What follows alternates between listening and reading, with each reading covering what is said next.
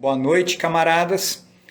Estamos aqui para fazer o lançamento ao vivo do livro A Trajetória de um Doutorado, com a Yara Molla e prefácio do Luciano Antônio Prats Junqueira. A Yara, uma pessoa incrível, vocês vão conhecer ela em breve, e o Luciano, uma imensa, querida, amada referência acadêmica da PUC São Paulo. Deixa eu contar para vocês, enquanto a Yara e a nossa convidada, que é coautora, e a nossa convidada de honra, a Silma, não entram na live de lançamento do livro A Trajetória de um Doutorado, qual foi a origem desse livro? Como que nós chegamos a esse livro? Olá, Samantha, tudo bem? Eu sempre busquei, junto com a carreira profissional, executiva e empresarial, tudo bem, Flávio? Desenvolver estudos, talvez por ter vindo de uma família de professores, por conhecer pessoas que tinham esse entusiasmo acadêmico, eu acabei cursando cursos de pós-graduação. Tudo bem, professora Silma? Silma já está aqui conosco. Quando ela quiser entrar, vai ser super bem-vinda, nossa convidada de honra, né? Mas eu tive esse desenvolvimento, por assim dizer, dos estudos em cursos de pós-graduação. Num determinado momento, cursei o mestrado em administração, assim como tinha sido a graduação, e finalmente o doutorado. A Silma, para entrar, espero que dê certo, a professora se junte a nós aqui.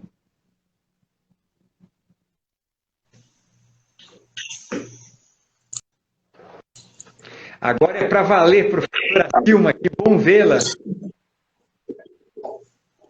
Olá, Rodrigo, como vai? Muito bem agora, muito feliz de estar com você, ainda que desta forma, né? A gente fez um ensaio, né? Eu que esqueço muito feliz. Uma oportunidade tanto da gente conversar um pouco, né? A gente teve essa reunião, né, professora? Fizemos um mini ensaio e eu falei que é um privilégio tão grande estar com uma pessoa com conhecimento, com o afeto que a Silma tem para com quem convive com ela, e dá vontade de lançar um livro por ano para ter essa oportunidade, né? Quem sabe as próximas oportunidades presenciais, né, professora? Com certeza. Aguardarei ansiosamente essa oportunidade de um segundo livro. Vamos começar a pensar nisso. Tá bom. A Yara está aqui conosco também. Yara, assim que ela pediu acesso.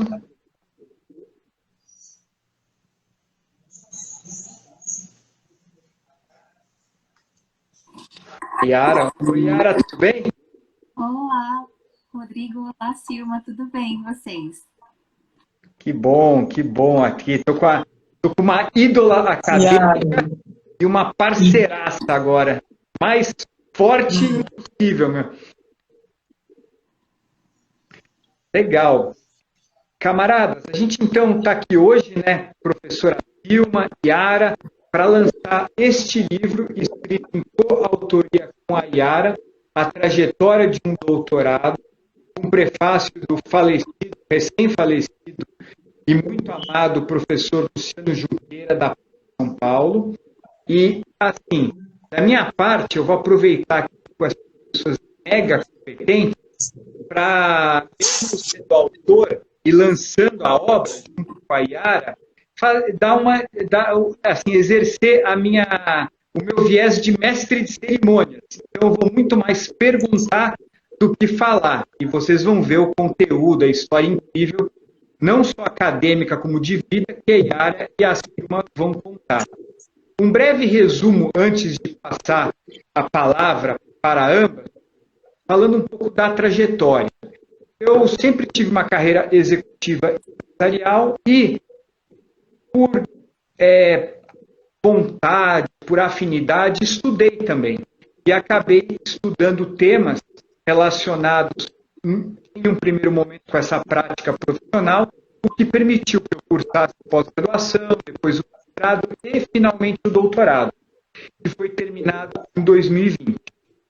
Naquele momento, né, eu parei e falei, mas aonde que eu fui parar? Qual que é a lógica disso tudo, né?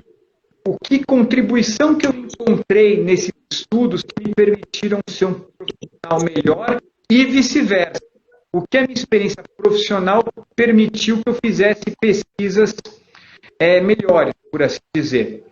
E aí eu convidei a Yara naquele momento, e eu vou falar de onde eu conheci a Silma e a Yara em seguida, para me ajudar a colocar essa obra de pé, né? Então eu falei, Yara, entre todos os artigos que eu já pesquisei, que eu já produzi, faça uma análise, faça uma crítica sobre que, na sua opinião, pautou essa trajetória acadêmica. Começou lá em 1986, acho que entrei na faculdade de administração e terminou em 2020, pelo menos esse capítulo, né, com a conclusão do doutorado.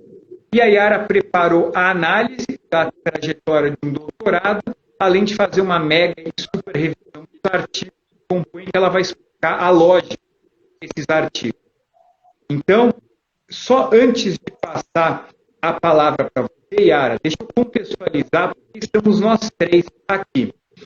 Em 2017, eu estava no momento, já estava há um ano no doutorado, e os temas originais de pesquisa, trade marketing, qualidade total em vendas, eu percebi que a administração não se resumia a isso. Eu comecei a interessar muito pelos estudos organizacionais. E aí, um estudo puxa e chama o outro, eu fui entrar no curso de análise do discurso francesa da PUC São Paulo. E aí eu conheci uma professora assim, que tinha um conhecimento absurdo e trazia esse conhecimento para a turma com uma motivação absurda, levando-se em consideração ainda mais que a aula era de sábado de manhã, né? E assim, tive uma alegria gigantesca durante esses meses do segundo semestre de 2017 de ser aluno da professora Silma no curso de análise do francesa da PUC São Paulo. No final do curso, a Silma, já muito assim, organizando as produções de todos os alunos, olha, vou mostrar para vocês que não tem só maluco aqui fazendo o curso, né? Dá para sair coisa boa e gente boa daqui. Convidou uma referência assim, entre os alunos que ela teve. E a Yara foi dar uma palestra naquele momento. E aí eu falei, nossa, né, a Yara, em análise de discurso, se eu souber um dia metade do que ela sabe, eu já sou um craque, né, Tive uma admiração muito grande, né, que começou com a Silma e se estendeu a Yara. Depois da conclusão do curso, eu segui o doutorado, acabei produzindo um artigo acadêmico com a Silma, que a gente apresentou no congresso, depois publicou numa revista e finalmente lançou como um dos capítulos desse livro, que estamos lançando hoje, a trajetória do doutorado. E logo depois eu fui atropelado, entre aspas, né? Tive 2 AVCs, a minha situação cognitiva naquele momento, não sei essa palavra, ficou prejudicada. Todavia, por uma daquelas felizes coincidências, sincronicidades que a vida oferece, eu me lembrei da Yara, pessoa que tinha o poder da escrita, o poder da análise, e podia me ajudar a colocar essa pesquisa de pé, de forma que eu não precisasse parar o doutorado. E tal e qual se deu.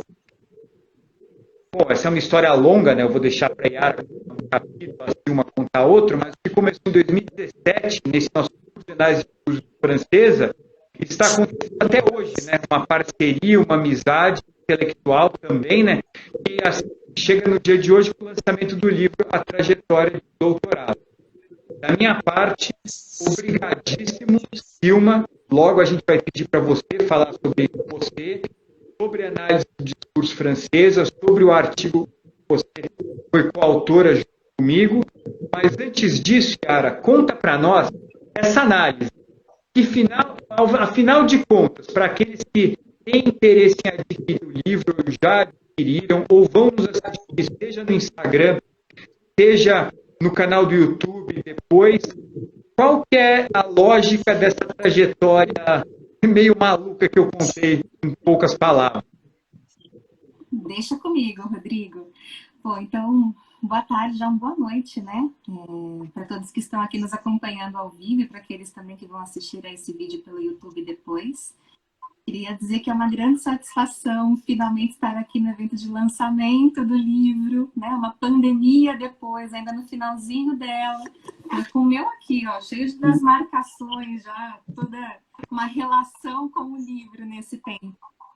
E dizer que é uma satisfação ainda mais acentuada por nós estarmos aqui contando com a presença da Silma, né? Eu já me refiro a ela como Silma porque tem uma relação de amor muito intensa, uma admiração assim enorme. E deixa eu só diminuir aqui o volume do meu computador. E a Silma, de fato, né, é uma referência para nós dois. Então, Silma, ter você aqui nesse evento é realmente um algo a mais, né, para além daquilo que a gente imaginava inicialmente. Sobre a análise, né, parceiro acadêmico, quando o Rodrigo me apresentou essa ideia de um livro que já tinha até uma capa desenhada, né? Uma capa que não é aleatória, diga-se de passagem. Então, se a gente abrir o livro, tem um desenho aqui, né? Que remete a um gesto que é muito comum para quem conhece o Rodrigo, né? Convive com ele, embora não seja uma convivência diária, mas o Rodrigo ele tem um gesto dessa alma atlética dele, de nos convidar para irmos com garra absurda, né? Um gesto de vitória. E esse foi um gesto, né? Foi a comemoração dele registrada durante um evento, né? No qual ele obteve uma medalha muito significativa. Se eu não me engano, foi um mundial, né, Rodrigo? Mundial de Veteranos de... Pois é, então tem essa foto e aí esse desenho é muito significativo por conta disso. Então o Rodrigo me convidou, ele já tinha aí um projeto de livro e ele sabia que se tratava da trajetória de um doutorado. Quando ele me passou, né, essa atividade, esse desafio de pensar numa análise, nós fizemos um levantamento, né? E aí um levantamento considerando que o Rodrigo né, não só academicamente, mas também academicamente muito produtivo. E mais ou menos no período ali dos 2 últimos anos de doutorado, ele tinha produzido praticamente mais de 2 dezenas de artigos, né? Uma coisa assim muito significativa. E aí, fazendo um levantamento desses artigos e conversando com o Rodrigo, porque para nós, né, que viemos da análise do discurso, o contexto importa bastante, né? Foi ficando cada vez mais claro que essa relação entre a trajetória acadêmica do Rodrigo e a própria trajetória de vida dele era uma relação indissociável, né? Não tinha como separar uma coisa da outra. E essa, particularmente, é uma grande contribuição que eu vejo nessa publicação, né? Em que sentido? O Rodrigo falou um pouco desse exercício dele como executivo, né, durante muitos anos, mas tem um exercício também que se soma paralelamente a esse de executivo, que é o de atleta, né, de atleta profissional, principalmente aí na área do judô, e também toda essa paixão que ele tem pela academia, a qual ele se dedicou por tantos anos, né? Até por uma inspiração de família e tudo mais. Então, essa trajetória de vida é uma trajetória que contempla um executivo, um atleta e um acadêmico. E o Rodrigo conseguiu a proeza de, por assim dizer, transportar essas paixões para o meio acadêmico, transformando essas paixões em problemas de pesquisa. Né? E isso, a meu ver, né, nessa análise, contribuiu muito para que ele efetivamente produzisse tanto, porque se tratava de estender para o ambiente acadêmico aquilo que já lhe era familiar, né, e que estava ali emergindo na sociedade como potenciais questões a serem investigadas sobre uma determinada teoria, uma determinada metodologia. Enfim, então, desse total nós chegamos a 6 artigos, que se transformaram em 6 capítulos do livro, e essa produção toda foi dividida em 3 pilares, que consome a partir de 3 vertentes. A gente tem uma produção que pode ser classificada como voltada a estudos de resultado, Depois nós temos uma produção que pode ser classificada como voltada a estudos de esporte, né? Mas que não envolvem apenas esporte, esporte é a temática principal. Tem toda uma articulação com questões da administração, entre outras áreas. E, por fim, o terceiro pilar é o pilar da crítica.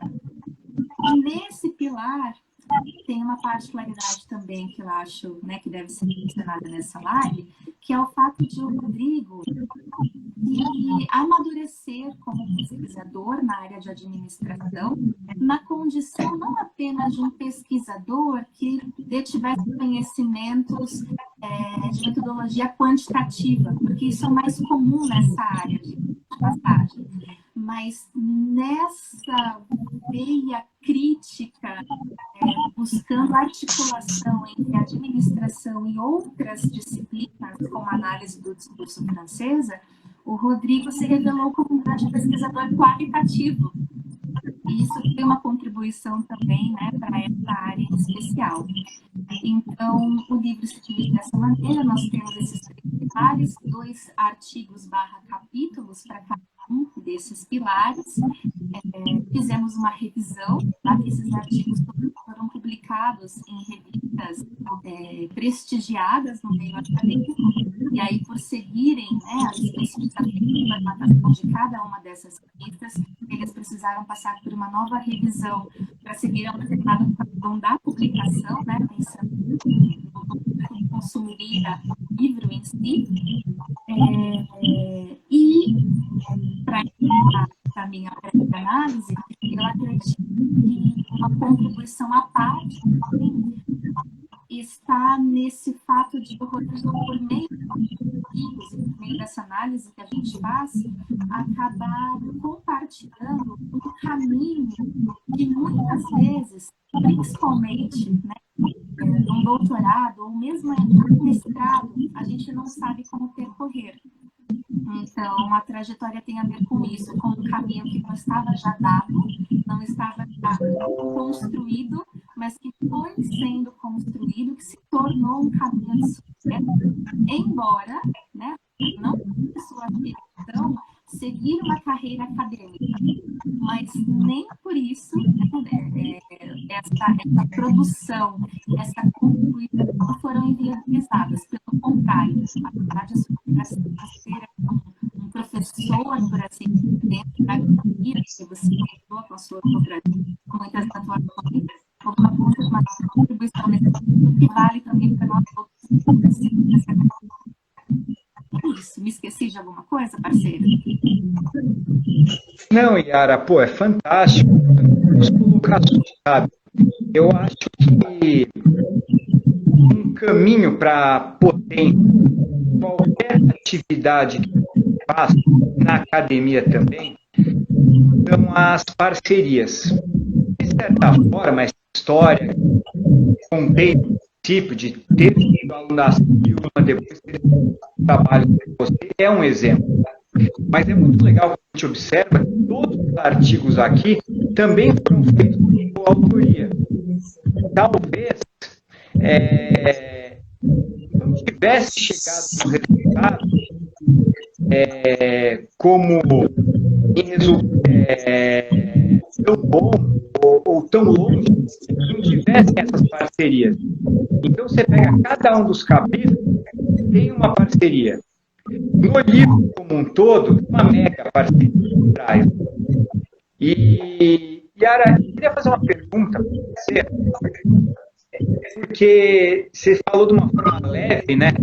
Mas você entrar na cabeça de uma outra pessoa, olhar a produção de uma outra pessoa, buscar interpretar de uma forma que outra pessoa interessada em fazer um mestrado e um doutorado tenha um aprendizado, eu não acredito que seja uma tarefa trivial, porque há tão pouco tempo sobre o tema.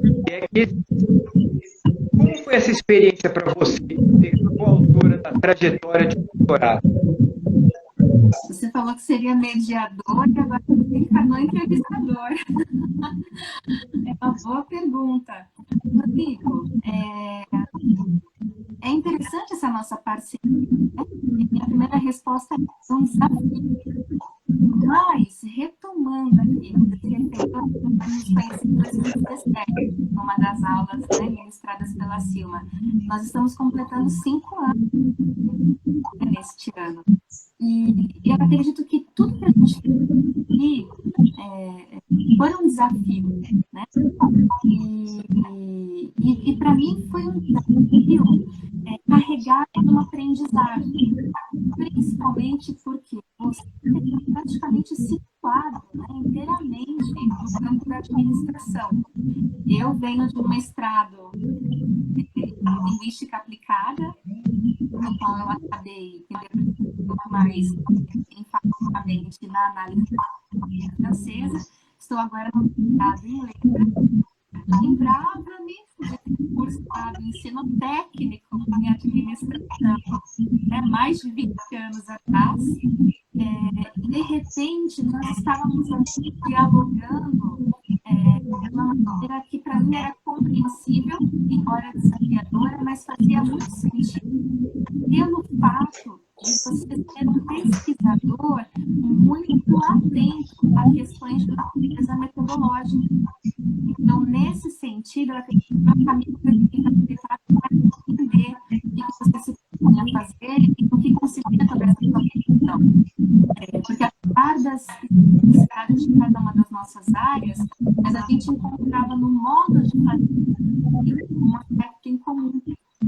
Então, isso nos aproximou e permitiu esse diálogo, né? De modo que eu acabei aprendendo muito com você, em especial, em relação a essa gestão da qualidade digital, que foi um com os quais você trabalhou ao longo de anos, e o contato com você acabou reforçando, inclusive, essa minha condição também tão crítica, tão cuidadosa, uma vezes excessiva, né, para com os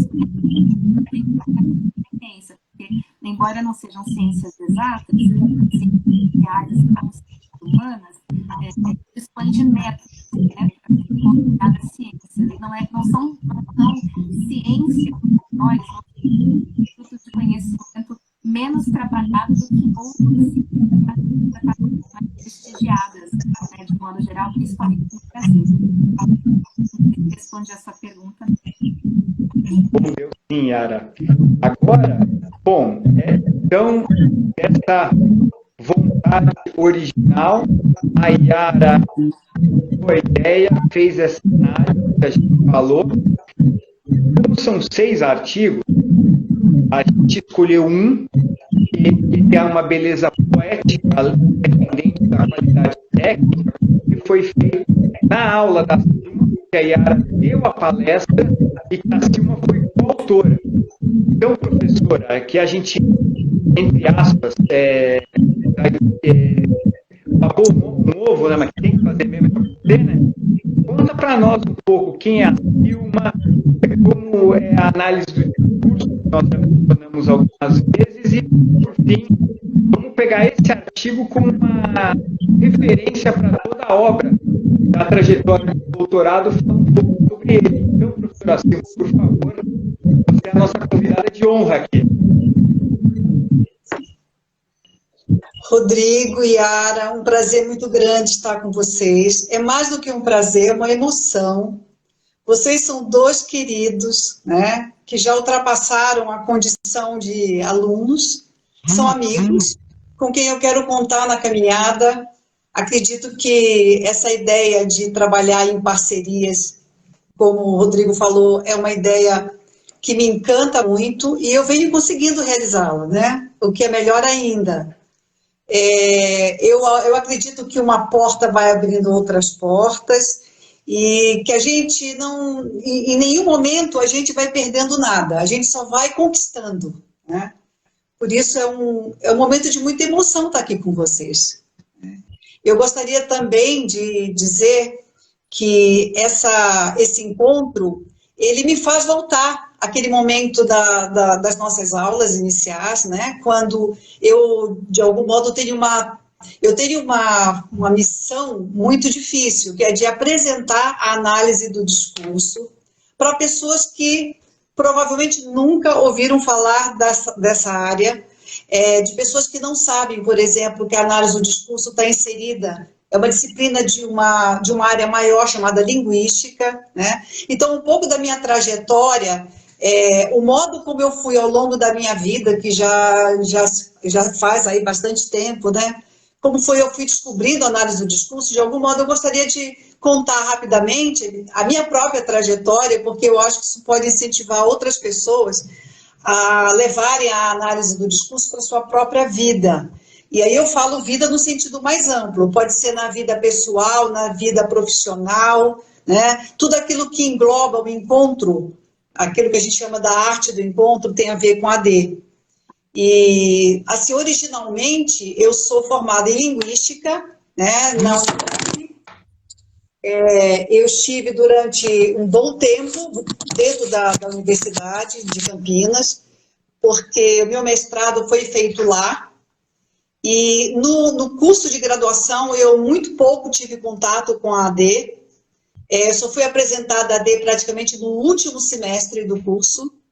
E foi como se tivesse aberto uma porta, e dessa porta eu não consegui me afastar nunca. Quer dizer, eu penetrei no mundo da AD desde então, abandonei a linguística tradicional, aquela linguística mais que a gente chama o núcleo duro da linguística propriamente dita, e fui cada vez mais me direcionando a um outro olhar, né? Fui direcionando a um outro modo de pensar a linguagem. Na verdade, as coisas assim, inicialmente foram bem separadas, mas depois elas se encontraram, porque a partir do momento que eu terminei o mestrado, eu comecei a procurar o doutorado na própria PUC, porque eu queria estabelecer com a AD uma espécie de um contato com outras áreas. Eu sempre vi a AD como uma espécie de ponte, né, de caminho para você poder discutir outras áreas, outros assuntos, outros temas, coisa que a linguística propriamente dita não me proporcionou. E eu encontrei, praticamente no último semestre do curso de graduação, essa possibilidade. Daí eu acabei optando, saí da Unicamp, optei pela PUC, porque eu fiquei sabendo que havia um grupo que se reunia em torno de uma ponte, né, que era estabelecer relações entre a linguagem e o trabalho, a atividade de trabalho. Então, essa ideia de pensar na atividade de trabalho sempre me encantou muito. Eu acabei entrando, então, no grupo Ateliê, Linguagem e Trabalho, da PUC de São Paulo, e estou lá até agora, já há quase 15 anos. Nesse período, eu acabei, então, sendo convidada para participar dos cursos da COGEAI, e aí fomos acompanhando, né, a trajetória de vários grupos que se constituíram ao longo também de quase 15 anos, e que me proporcionaram exatamente aquilo que era o meu sonho, né? Encontrar uma área de trabalho que me permitisse olhar para fora, e não para dentro. E então, a realização desse livro, Rodrigo e Yara, vocês dois tem um papel muito importante nesse momento, porque ao mesmo tempo que nós conseguimos estabelecer relações de afeto genuíno, verdadeiro, afeto definitivo, né, nós conseguimos empreender também um trabalho, estamos conseguindo empreender um trabalho muito importante. Na minha concepção, esse livro é um modelo, né, a ser seguido. Se todas as áreas pudessem fazer a mesma coisa que o Rodrigo fez e começassem a olhar para a sua própria área como uma possibilidade de olhar para fora desta área, eu acho que nós conseguiríamos avançar muito mais, né? Acho que o Rodrigo soube fazer isso. Então, o convite para participar do livro quase que foi natural, assim, como uma decorrência natural desse encontro, né? Da arte desse encontro. E eu fiquei muito contente de poder participar. Eu queria muito falar rapidamente sobre a estrutura desse artigo que acabou sendo publicado e que tem a ver com a trilha 3, né? Então, vou mostrar de novo o livro para vocês aqui, para vocês se encontrarem aqui dentro das várias trilhas que a Yara abriu, né? E aí eu me encontro com vocês na trilha 3. Só que essa trilha 3 tem um nome, cada trilha tem um nome. E a trilha onde eu estou chama-se Crítica. Aí eu amei, porque a AD, de fato, é uma atividade de linguagem crítica, né? Você precisa sair do conhecido, você precisa sair do lugar comum, você precisa saber questionar, você precisa saber refletir sobre os passos que você está dando nessa trilha, né? E conseguir entender que as coisas são muito mais complexas do que aparentam ser à primeira vista, né? Então, a gente abandona, vamos dizer, uma certa concepção de ingenuidade diante do mundo, diante da leitura do mundo, e, basicamente, no que se refere a esse artigo, a esse encontro, que eu vou chamar não de artigo, mas de encontro, porque eu me encontro com o Rodrigo, eu me encontro com a Yara, e eu me encontro com a professora Maria Amélia, Maria Amélia Corá, né, que compôs o artigo também, naquilo que supostamente ele se referia à área da administração. Então, cada um entrou com uma parcela, cada um entrou com alguma coisa para entregar, e saiu um artigo belíssimo. É muito interessante, porque no momento em que eu estava pensando no artigo e trazendo contribuições da AD, eu ainda não tinha tido a dimensão da importância desse artigo. Na verdade, eu tinha tido contato com alguns textos que falavam sobre a literatura de autoajuda, textos que foram produzidos no grupo do Círio Pocente, na Unicamp, e que tinham a ver com esse tema, mais especificamente sobre uma pesquisadora chamada Flora Brunelli. E eu acreditava que eu tinha, então, vamos dizer assim, esgotado um pouco esse assunto no que se referia àquilo que seria uma leitura crítica, né? Mas quando me deparei com a ideia do artigo, eu vi que eu podia abrir uma outra perspectiva muito interessante que me proporcionou a perspectiva discursiva.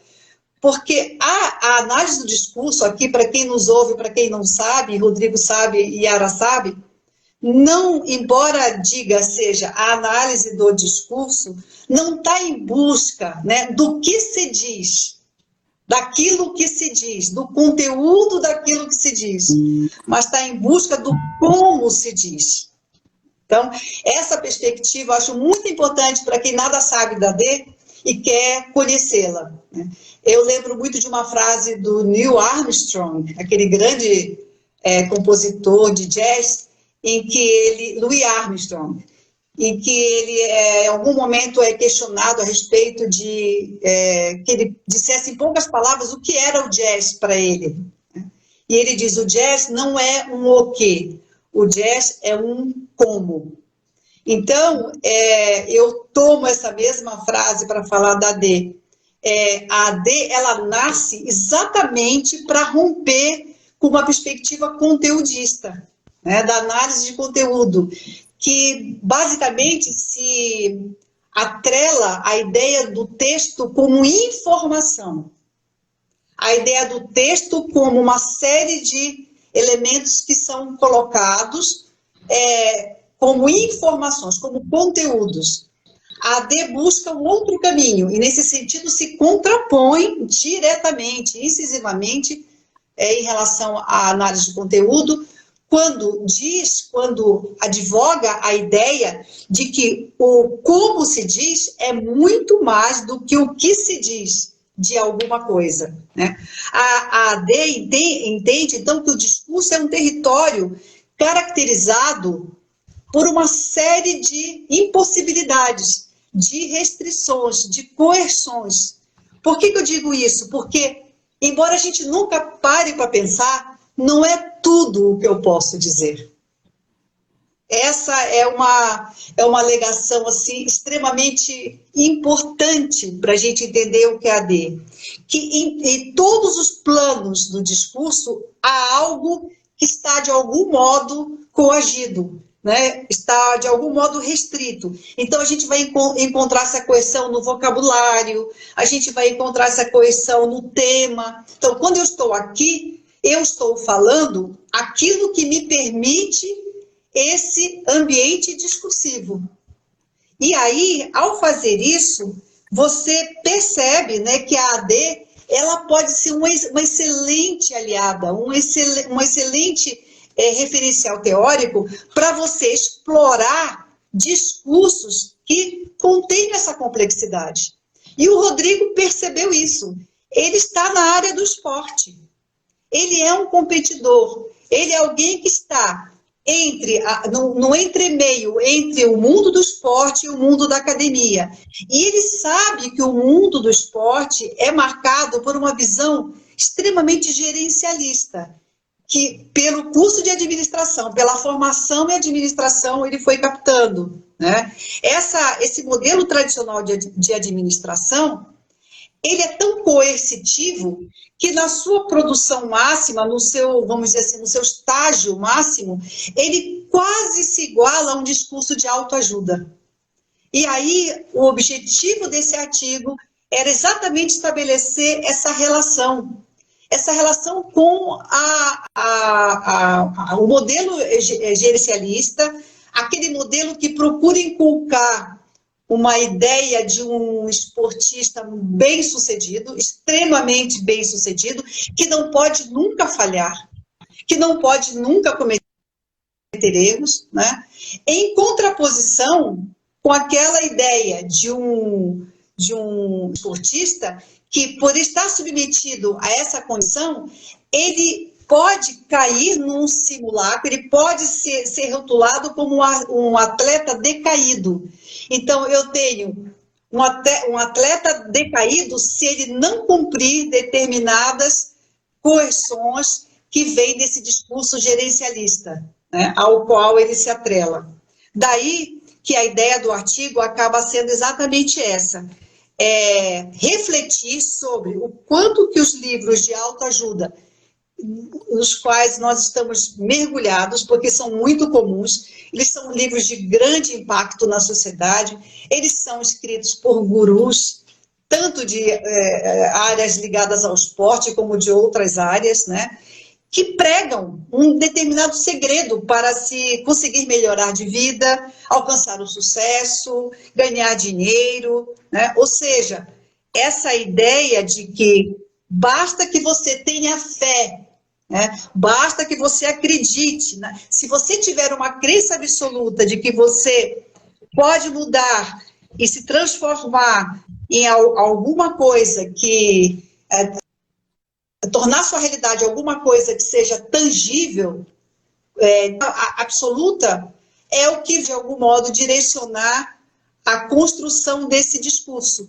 E aí, nós vamos entendendo, a AD vai mostrando, primeiro, então eu vou falar de uma forma bem sucinta, primeiro, que quando você inicia uma análise discursiva, você imediatamente é direcionado para toda uma rede de discursos que estão em volta dessa área na qual você está e que, de algum modo, começam a emergir, começam a aparecer, né? E essa rede, ela vai, vamos dizer assim, mostrando que aquilo que você vai dizer sobre a área em si mesma, vamos dizer, a área do gerencialismo, né, está muito moldada por uma outra área que já vem vindo, que é a área da autoajuda. A gente vai perceber, então, que certas manifestações discursivas estão muito presentes nesses livros. E, basicamente, essas manifestações discursivas têm muito a ver com a ideia de certeza. Então, certeza na AD seria mais ou menos um traço, né, um atributo desses discursos, um traço semântico que caracterizariam o discurso da autoajuda, e que é um traço positivo. Portanto, ele reivindica ao mesmo tempo o sucesso, né, e o aliviamento de qualquer dúvida em relação a alguma coisa que poderia ocorrer. Vamos dizer assim, é muito comum, discursivamente falando, que essas marcas apareçam nesses discursos de autoajuda para combater qualquer tipo de incerteza. O discurso de autoajuda referenda. Você vai conseguir, você vai alcançar tudo o que você quiser. Então, há um apagamento dos traços de incerteza nesses discursos da autoajuda. Ou seja, como é que se consegue fazer isso? Como é que se consegue? Então, a AD postula que o sujeito que fala nesse discurso, ele precisa ser diferenciado, né? Ele não pode ser um sujeito comum. E aí a AD vai trazer um conceito que é perfeito para nós entendermos isso, que é o conceito de aforização. O Rodrigo vai trabalhando, então, esses conceitos, primeiro de interdiscurso, depois vai trabalhando o conceito de aforização. E ele vai mostrando que esse sujeito enunciador dos discursos de autoajuda, presentes nestes livros, que fazem parte do que a gente chama de pop management, são sujeitos que se colocam além dos limites específicos de um determinado gênero. É como se eles projetassem, eles mobilizassem uma imagem de si como alguém que está no alto. Como alguém que falasse autorizado por uma fonte transcendente, né? Por uma fonte transcendente. Então, é um discurso que é considerado uma verdade que não pode ser questionada, que prescinde de negociação. Então, o processo de aforização que se encontra em muitos discursos, nós estamos pegando apenas um deles, especificamente esse que está sendo trabalhado no artigo, esse processo de aforização é muito mais comum do que nós imaginamos. Se nós, por exemplo, fizermos um exercício, para quem está nos ouvindo, e amanhã começarmos a observar os discursos que circulam ao nosso redor, nós veremos que muitos deles são infectados por esse mesmo processo de aforização. E aí, isso vai fazer o quê? Vai fazer com que eu compreenda melhor o papel desse sujeito no processo de adesão. Porque, na verdade, a AD está assim coladinha com o processo de argumentar, né? Muito colada no processo de argumentar. E você argumenta melhor se você se colar, se você de algum modo, se atrelar a essa ideia de adesão. Fique em contato com discursos que tenham fontes transcendentes, né? Que se aforizem, que se autorizem por si mesmos, de tal modo que os sujeitos que, de algum modo, incorporam esses discursos se sintam confiantes, se sintam seguros, saibam como reagir às intempéries da vida, saibam como reagir diante dos fracassos. Ou seja, é um discurso que atinge especificamente o homem que está na crise, né? E que pensa e que procura sair dela. Então, essa situação desse indivíduo que está numa angústia causada por esse contexto de rápidas transformações,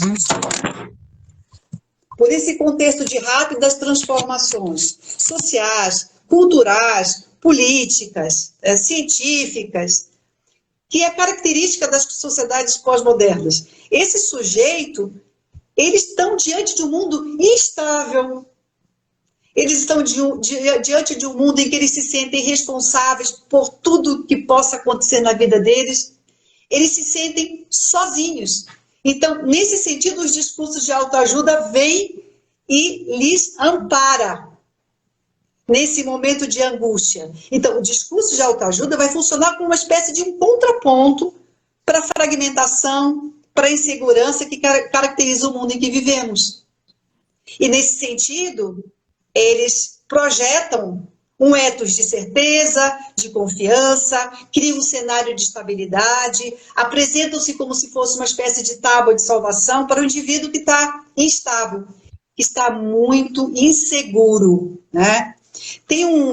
Queria fechar o espírito do artigo, né, falando de um filósofo chamado David Harvey, que escreveu em 92 alguma coisa que é muito ainda presente nos dias de hoje.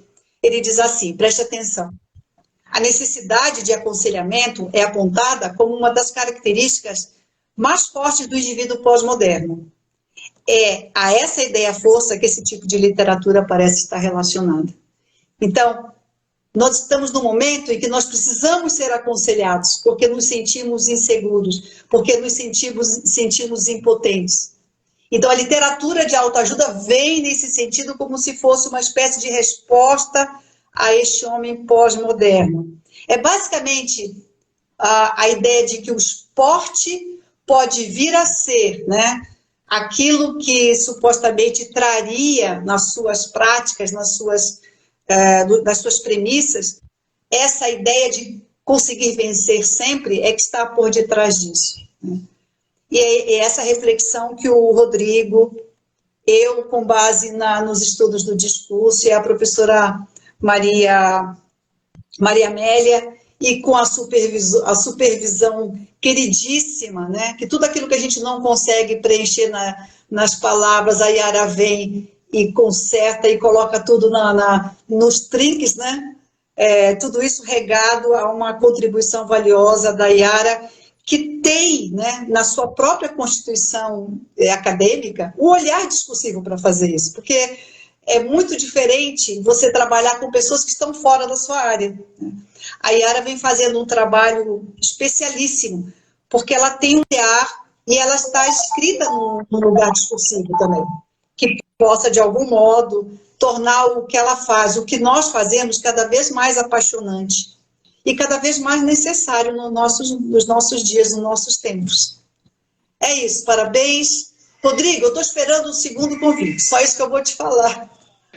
Puxa, professora, depois das palavras da Yara, da sua, eu deixo esse convite para quem está nos assistindo e para quem vai nos assistir no canal do YouTube, para aqueles interessados em conhecer essa trajetória de um doutorado e que possa, de alguma maneira, inspirá-los nisso, que adquiram o livro na Amazon ou nas melhores livrarias.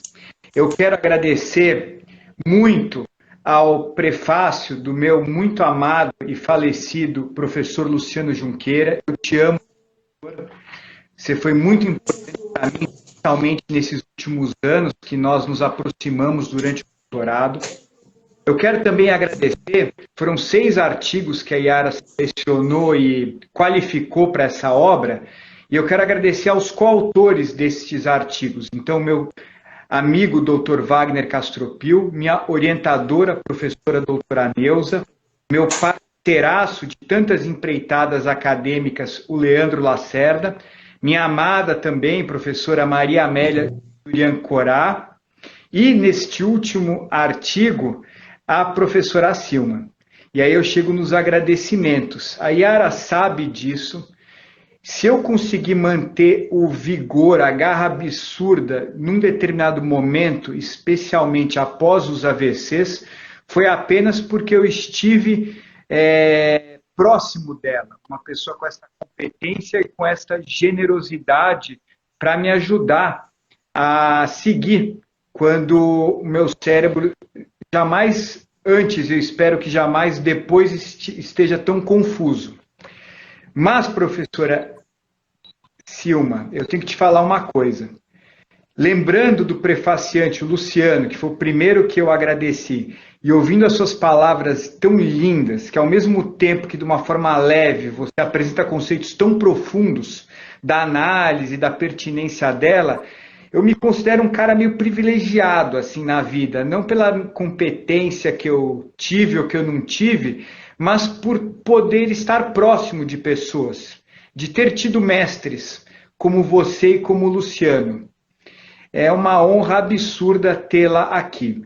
Adquiram o livro então, camaradas. Eu quero pedir, eu vou passar a palavra para a Yara, fazer as considerações finais, deixar os seus contatos se alguém quiser. Depois, Yara, por favor, passe para a professora Silma, que ela agradece, se despede, e eu encerro a live e subo no canal do YouTube. Pode ser?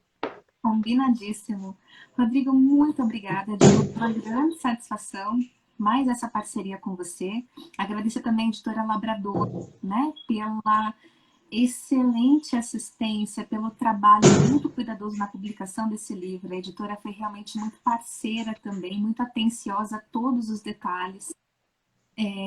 Mais uma vez, Silma, enquanto ouvia você falar, se eu não tivesse já lido este capítulo algumas vezes, eu diria, eu preciso terminar essa live e ler esse capítulo agora. De tão entusiasmante que é, né, ver você falando. Embora eu já tenha lido, eu não vou fazer isso agora, mas vou fazer isso depois, porque a sua intervenção sempre traz um algo a mais, né? Então, eu queria muito agradecer dizer que a trajetória de um doutorado, claro, é a trajetória de um doutorado, né? E para nós que estávamos falando aqui, ouvindo a Silma discorrer a respeito dessa prática discursiva tão comum ao universo do esporte e, por extensão, né, acabou sendo levada também para essa esfera da administração, do você pode, você consegue, é uma questão de determinação e que exclui, né, todas as variáveis que não estão sob o nosso controle. Então, eu quero dizer que se trata de uma trajetória de um doutorado que não se pretende aqui, tal como esses discursos, ser determinante no sentido de mostrar um caminho. Esse é um livro que materializa o que foi um caminho possível, né? Um caminho possível, um caminho árduo, né? Que tem todas as marcas do Rodrigo e daquilo que fez sentido para ele ao longo desse percurso. E que fez sentido com todas essas parcerias, como ele falou, e que fez sentido também tendo em vista que o Rodrigo ele acabou desenvolvendo toda uma produção da qual culminou, por exemplo, a tese dele, né? Então é interessante pensar que ele foi produzindo vários artigos que depois culminaram na tese, ao passo que muitas vezes a gente pensa numa tese para depois desmembrá-la em artigos e acaba se perdendo no meio do processo. Então isso fez muito sentido para ele e está aqui compartilhado. No mais, a respeito dessa trajetória também, com os meus devidos agradecimentos e uma declaração de amor à parte, eu queria dizer que a Silma foi a promotora desse encontro, ela falou algumas vezes da arte do encontro, então ela promoveu esse encontro entre nós, e a parte, ela promoveu também o meu encontro com um sonho que era o mestrado, e foi ela, inclusive, a grande, se não a grande, mas a maior responsável, uma das maiores responsáveis pelo caminho que eu trilhei até aqui, porque além de me mostrar que era possível, ela segurou na minha mão e apresentou o caminho das pedras. Então, Silma, muito obrigada, passo a palavra para você, e adquiram o livro, ele é realmente muito especial.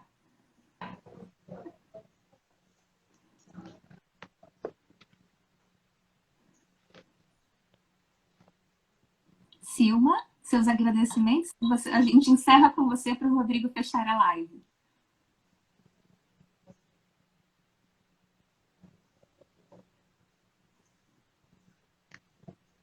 Eu não sei se ela está ouvindo, Yara.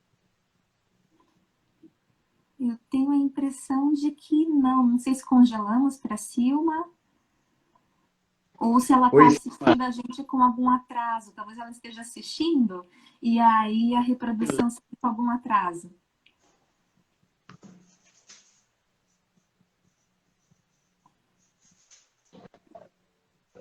Professora, eu ouvi uma parte do que Yara falou, mas não ouvi tudo. Houve uma instabilidade aqui que não me permitiu ouvir toda a fala. Mas eu escutei em alguns momentos. Provavelmente escutei o sentido geral, eu consegui ouvir. Você está conseguindo ouvir, Rodrigo? Estamos, Silma. Agora, com as suas palavras, a gente e o que você julgar apropriado, a gente encerra o lançamento online da trajetória de um doutorado nesta live. A palavra é com você, então.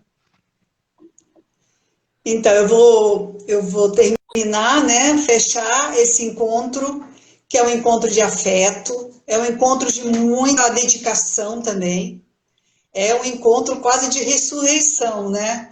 E eu considero que, para mim, particularmente, é sempre uma honra, é sempre uma grande alegria poder construir isso tudo que a gente vem construindo ao longo desses últimos anos, porque embora a gente não tenha se encontrado com a frequência necessária, a gente estava sempre presente, né, na vida um do outro, e vocês não têm ideia de quanto isso produz sentido na minha vida, né? Faz com que a minha vida, de fato, tenha uma complexidade, seja enigmática, a minha existência seja enigmática e, ao mesmo tempo, tão cheia de carinho, tão cheia de amor.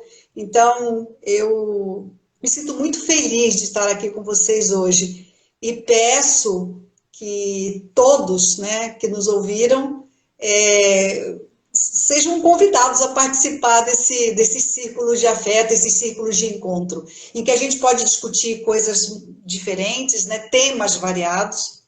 Até uma boa ideia. Estou tendo essa ideia agora, que a gente possa se encontrar vez ou outra para discutir temas sobre Rodrigo trazendo a perspectiva da administração, Yara trazendo a perspectiva do discurso como eu, e a gente, de algum modo, abrindo a participação a todas as pessoas interessadas. Né?